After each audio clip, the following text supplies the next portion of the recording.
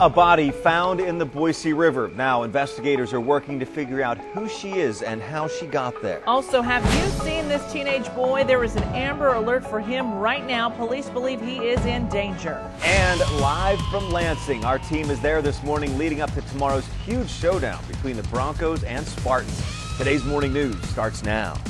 You're watching KTVB, Idaho's News Channel 7, with Maggie O'Mara, Doug Petcash, and meteorologist Larry Geber. This is today's morning news. Good morning and welcome. We are live at the Spirit of Boise Balloon Classic. Larry joins us and he has the weather forecast for today. We're glad to see you, son. And good morning to you. We are talking about great conditions. We've just confirmed all of that. Winds are relatively light. Most of the winds the pilots are going to be moving through are going to be anywhere, around maybe 1 to 2 miles per hour in certain elevations. They're going to pick up a little bit more. It looks like we may indeed have a little bit of a box wind for this morning, which is great.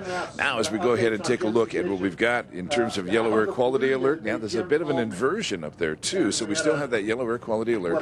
And your daytime high today, well, it's going to be up to 90 degrees. Your bus stop temperature, better grab a jacket for the kids before you head them out the door this morning. It's about 55 degrees, and it's going to be staying relatively cool. Maggie, Doug? All right, thank you, Larry. And developing at this hour, an Amber Alert still in effect today for a Boise teenager.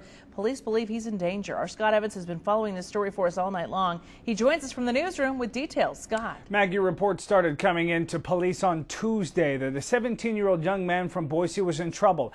The report said that Leroy Center was not only seriously hurt by his father, but that he was hidden away for 2 days and not allowed to communicate with anyone. His father also prevented him from getting medical treatment for his injuries. Then on Wednesday, an Ada County court ordered that the teen's father have his custody removed. Lee was last seen on Liberty Street in Boise. He is believed to be with his father at this point, 44-year-old Verdell Daniel. Police think that they could be traveling together to either Oregon or Utah. Terrell Connell, Daniel's live-in girlfriend, may also be traveling with them. It's believed they're in a 1996 blue and silver Chevy pickup. The license plate is available online at ktvb.com. Lee has brown hair and hazel eyes. He's about 5'9", 165 pounds.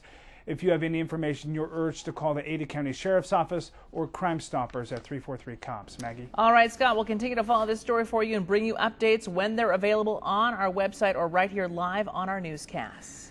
Continuing to follow another developing story, this one out of Garden City. 2 kayakers found a woman's body in the Boise River last night. Here's what the scene looked like near the Plantation Subdivision Bridge shortly after 7 o'clock.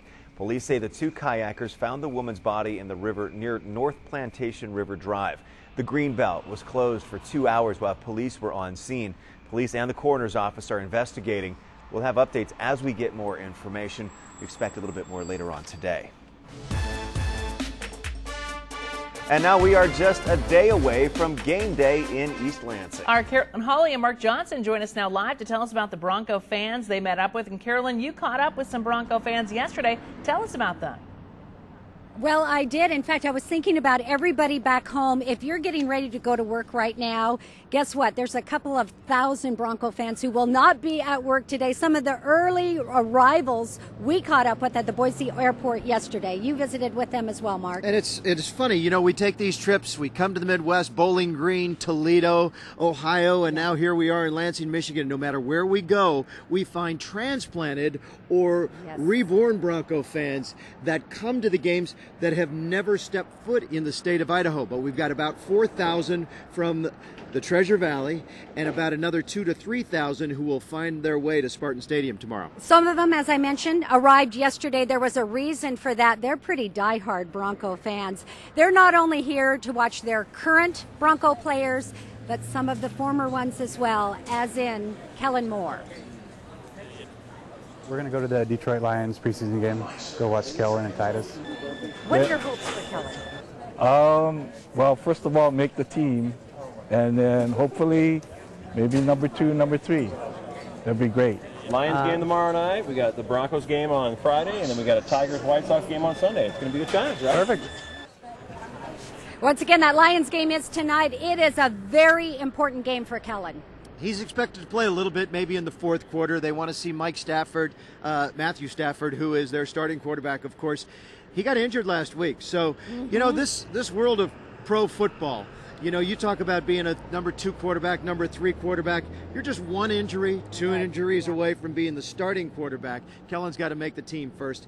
He hopes to do that and cement that spot after tonight. And aren't they trimming the roster on Friday? They are trimming the roster. Yeah. This is the final weekend of the exhibition season, game 1 of the NFL season, next Wednesday night, right here on Idaho's News Channel 7. But as you know, Friday night, the opener for the Broncos here at Michigan State. And in fact, there are rumors that Kellen might be coming to the game on Friday. Kellen has said that he's going to be at the game tomorrow night on the sidelines. Titus Young, the former Boise State wide receiver, says he's also going to be on the sidelines at a sold-out Spartan Stadium tomorrow night, you guys. So there's a lot of different story angles to cover. We'll continue doing that here in the next couple of days. Yeah, we heard they're going to carpool.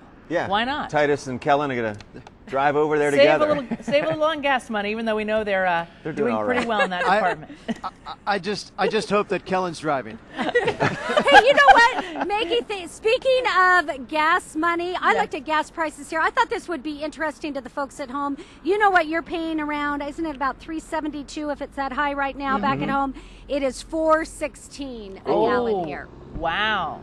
I'm glad I moved so they away may from have Michigan to. 5 They may years have to ago. carpool, but they got a little extra cash right now where they're at in their careers. I think they're okay. Yeah. Thank you so much, you two. Thanks for joining us. We're going to be hearing from our crew all morning long. We also have our 7 o'clock hour on 24/7, and Mark and Carolyn are going to join us there as well. Plus, Coach Pete has a one-on-one interview. That's coming up at 7 a.m. The game is tomorrow at 6 o'clock p.m., but leading up to that game, we have our True Blue pregame show starting at 5 o'clock right here on News Channel 7, a complete preview of this big game from East Lansing. They're going to be live on campus there. Yeah, a whole hour, 5 o'clock Friday night. So join us here on Channel 7 and then turn to ESPN at 6 o'clock for the game.